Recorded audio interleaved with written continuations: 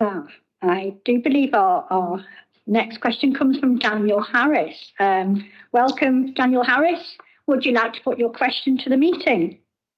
Thank you. Yeah, we obviously welcome agenda item 23. So as you discussed HMO licensing today, I just want to state on record that I'm deeply concerned about tenants in lower energy performance certificate rated properties, and they're particularly from D to G. That's because they're often facing higher energy costs and poorer living conditions. So I'd really be interested to know what consultation tenants have received around the introduction of the minimum standard at, say, EPC rating of C or above.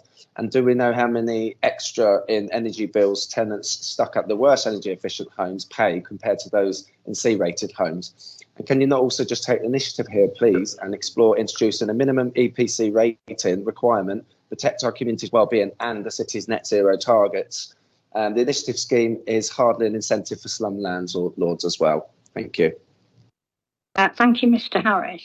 So the private sector housing team does and will be undertaking a proactive project to enforce conditions under the Energy Efficiency Private Rented Property England and Wales Amendment Regulations 2015. These are designed to tackle the least energy efficient properties in England and Wales and those rated F or G on their energy performance certificate.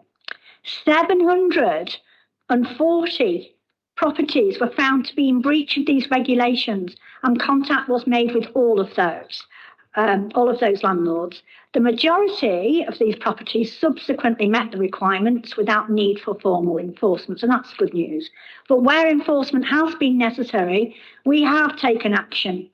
5 fines have been levied on G-rated properties totalling £23,500, with a further 6 properties are due to receive final notices prior to fines totalling £28,200. And in addition, final prompt letters have been sent to 25 landlords, with F-rated properties prior to enforcement action being considered. Now, the government has introduced legislation to ensure social housing meets a C or above rating by 2030, and also completed a consultation on tightening minimum energy efficiency rules in private sector homes. Now, the regulations on this are still pending, so we do have to wait a while to see what happens there. But as part of our licensing conditions, we will continue to ensure that the legally required EPC ratings are met, and in recognition of the impact of a higher EPC rating, C or above, can have on a property, we are proposing a reduction in future licensing fees for landlords who meet the standards. So a little incentive there, sometimes a carrot can work. The Council's Warm Safety Home Grant also provides a further opportunity to private tenants to apply for funding to have energy efficient measures put into their homes to reduce, and this is really important, to reduce fuel poverty, because I know it's really difficult for private tenants to have any influence on how warm their homes are. So there is an energy efficient grant available, and I'm very pleased to tell you that. Now, there isn't any data available to local authorities to indicate the impact of energy efficient measures in residential accommodation and how this affects energy bills. We don't actually have that information. Would you like to ask a supplementary question? Yeah, brilliant. Thanks for that. A lot of information there. We do have the information. It's over £500, the impact between G and getting to C. So it's quite a lot of money that is out there. In terms of the private sector financing, the grants, that money's all being diverted to MERS and other, organisations like that, and people have to stay in their tenancies for 5 years, have to sign contracts. But where I'm going with this is, we're talking £500 here, I've just said to you, and I appreciate, their government targets in for 2030, but we've got a target for 2030 here in this city.